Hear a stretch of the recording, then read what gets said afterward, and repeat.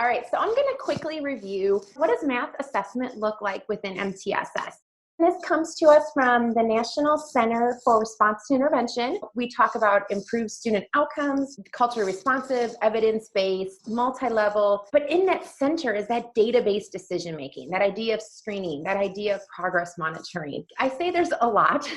I should say a lot with a little bit of a caveat because it is mathematics. For progress monitoring, for screening, but it tends to focus a little bit more on procedural fluency. As students get older, it becomes much more difficult, especially in mathematics, to really hone in on how much are they understanding. They still need that procedural fluency. Students with disabilities and students with difficulties, we know they need almost 10 times the amount of exposure. And so they do need that procedural fluency. That does weigh on their working memory. But what happens when we start to get to that multi-level step? Starting as early as second grade, third grade, we know that working memory plays into. We know that students need that procedural fluency, but what kind of mistakes are they making? How do we move beyond that screening? How do we move beyond that progress monitoring to really but what is happening? And so when we think through, when we talk about these tiers within MTSS, you'll see primary, secondary, intensive, or what we know as tier 1, tier 2, and tier 3. Every state kind of statifies it a little bit. Primary or tier 1 is our core instruction. Tier 2 tends to be more targeted. When we talk about monitoring progress, that tends to be once per month.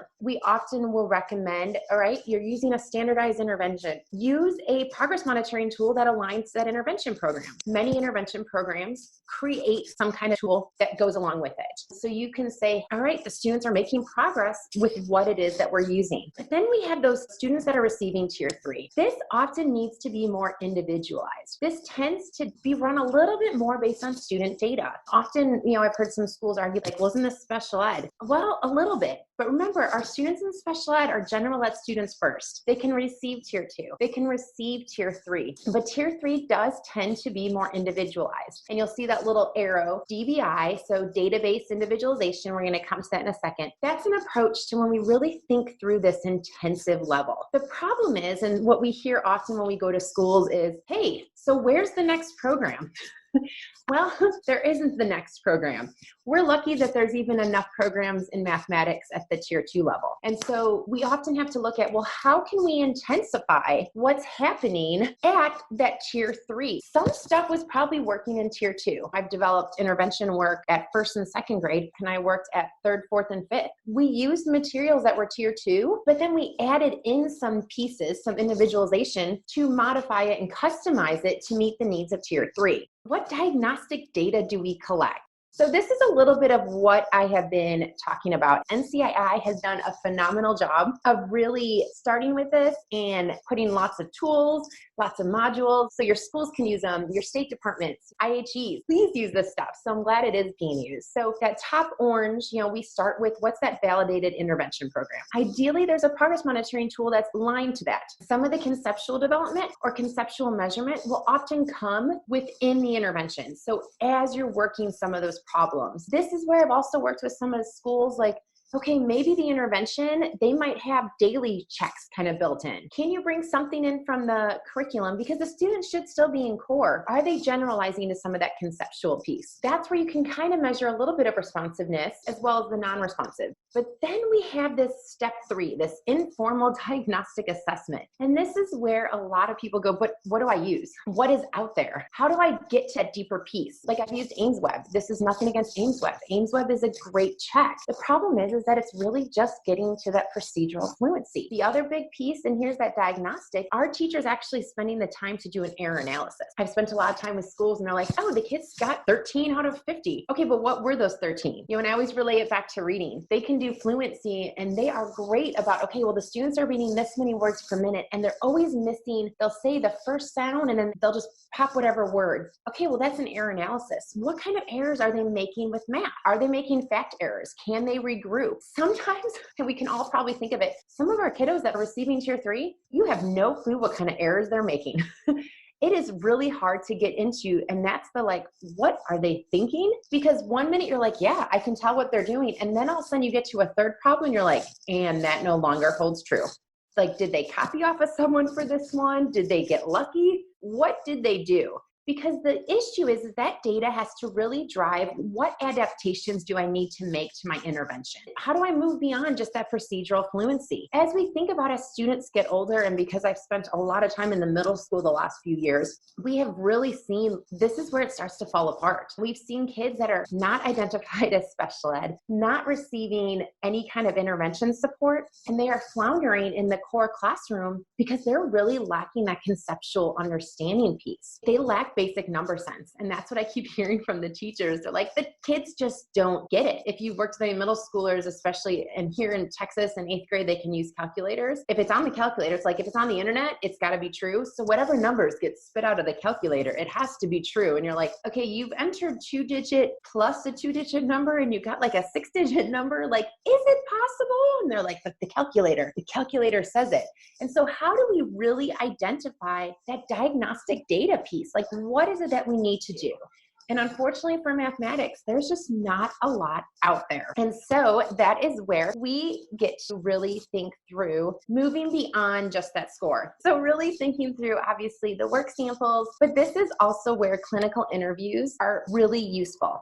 This is not something to be done with an entire class. You're not teaching your teachers like, yes, take your class at 25. This is really useful when we think about either some of our tier 2 students, but really those kiddos that you're like, why are they not responding? What is it that they're not getting? And maybe a pocket of kids that are typical. Like, is this a common problem? Where are the errors? Where are the common misconceptions? There's some kids that will start to convince you and you're like, maybe I'm wrong, because their misconceptions run so deep that they can really get through.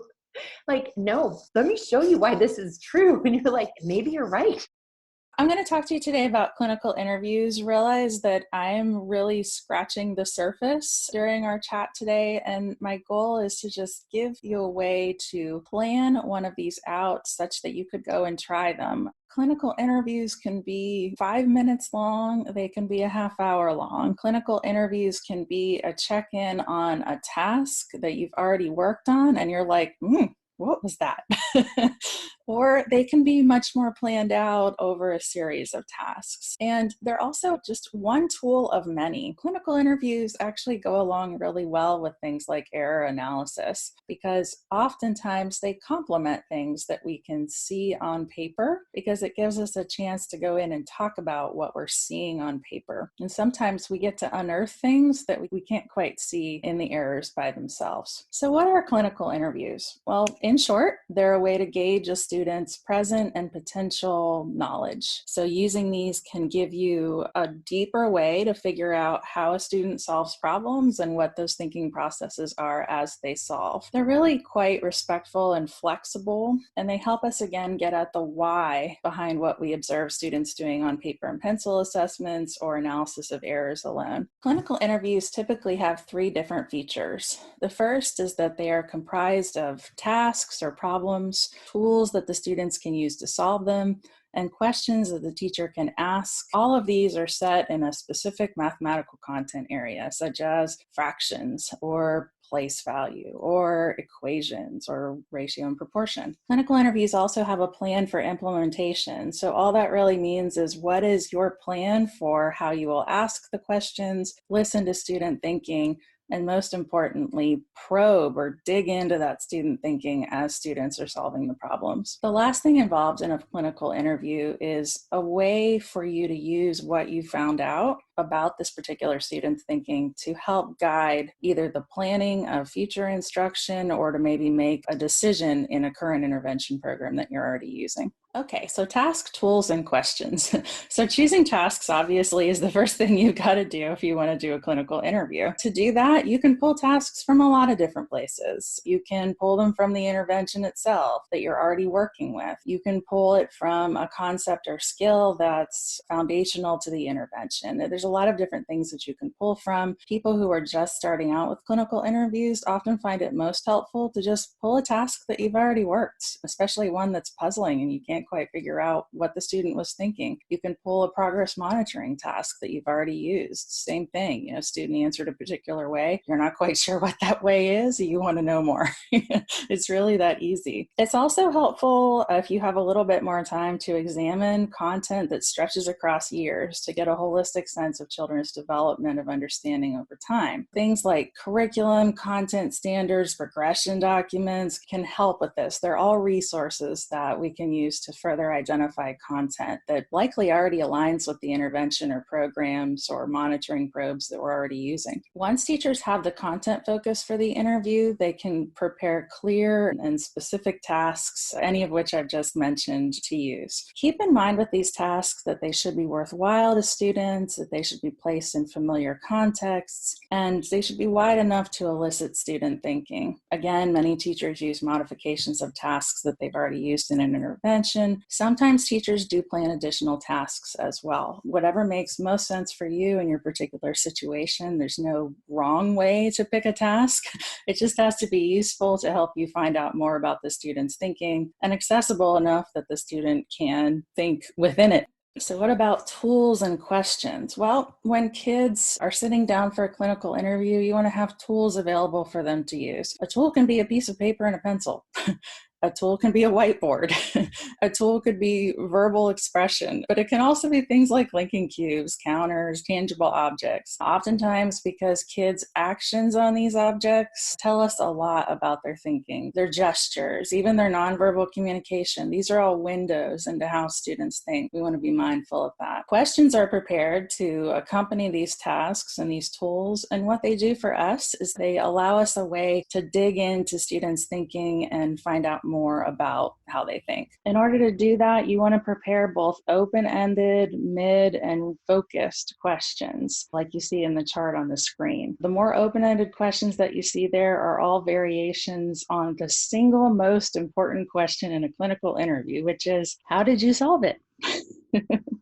That fundamental is needed to start with, but all of the other ones are variations of that. You want a tool like this as you're talking to kids because you want a way to document, okay, what are the problems or problem that I used? What are the questions that I've planned, both specific and open? And then I need somewhere to jot down what I saw the kid saying, doing, using, etc. I want a way to capture all that. So a chart like this is often really beneficial. When you've got all of that, then you're ready to conduct the interview.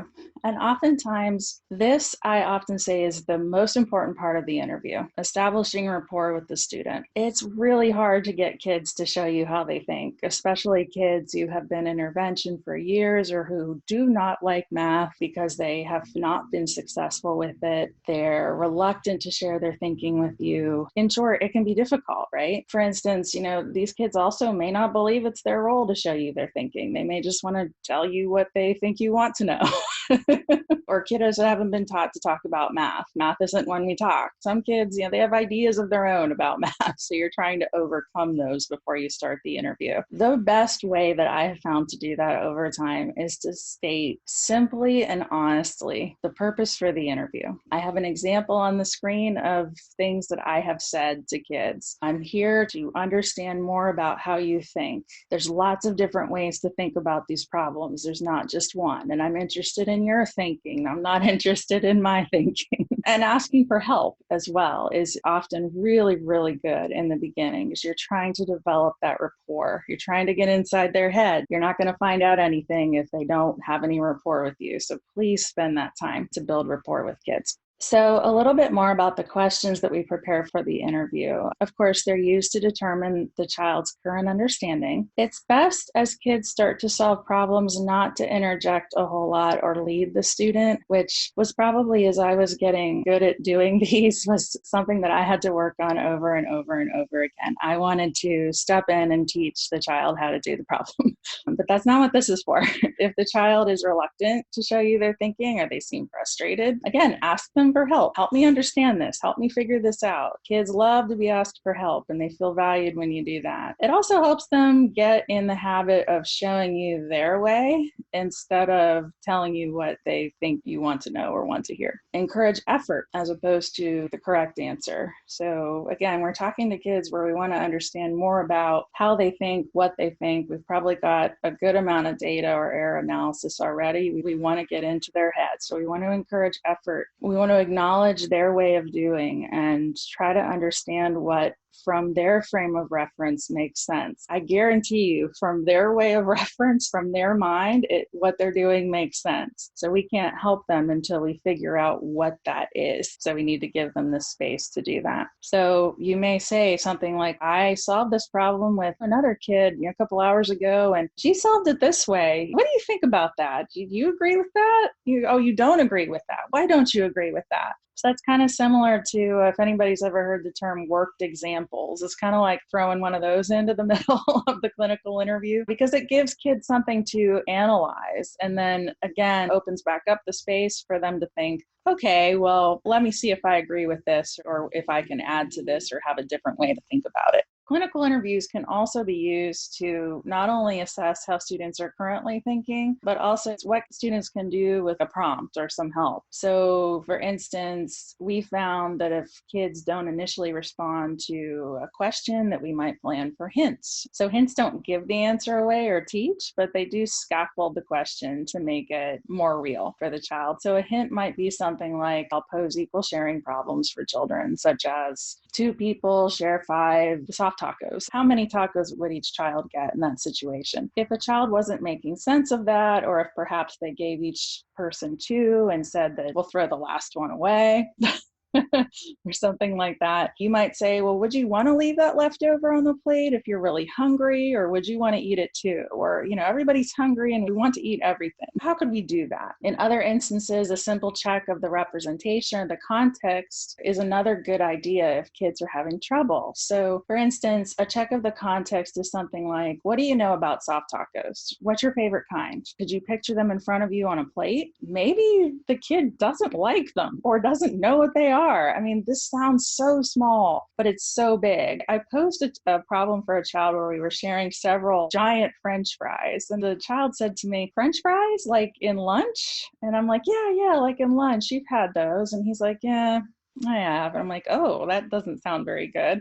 He's like, well, I don't really like them. Up until this point, he was using what seemed to be a very rudimentary strategy to solve this problem. I said, well, what could we share that would be better? And once he was able to change the context, he used a more sophisticated strategy. He started writing number sentences for the result. It was just amazing what we did with a simple change of context. So I think that's another powerful part of clinical interviews, is that flexibility to really dive in and see, is it something that simple that's keeping this kid from making sense? So how do we use the data from interviews? Well, they are flexible, they are non-standard. So what interview gives to a teacher is a report of sorts. And you see on the screen an actual example of one that I have done in the past. In order to use the data from interviews to plan instruction, you might consider things like, what were the student's current understandings? What could the student do with hints? What could they do without hints? What contexts or representations were meaningful for them? What weren't?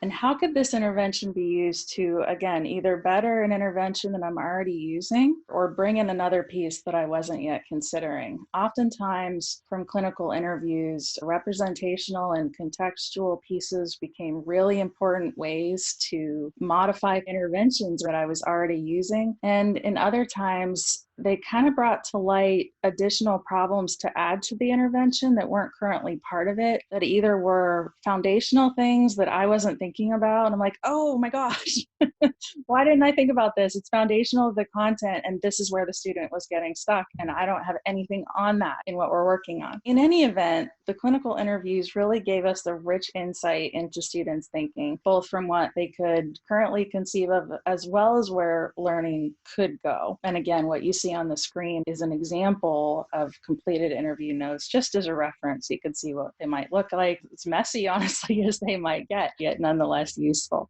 Just some final thoughts. In intensive sorts of intervention situations or even tier 2 situations, assessments should help us gain more information, and they should work together. And I really feel like this clinical interview piece is being underutilized with kids. It's certainly not a replacement for things like formative probes or error analysis, but it really is a complement to them and a way to really dive in deeper and figure out how kids are thinking about things so that we can make what oftentimes wind up being little tweaks to what what we're currently doing to really get through to kids. As you can see on the screen, everything that I've talked to you about today is actually part of an article that I wrote. It's free via files.eric.ed.gov.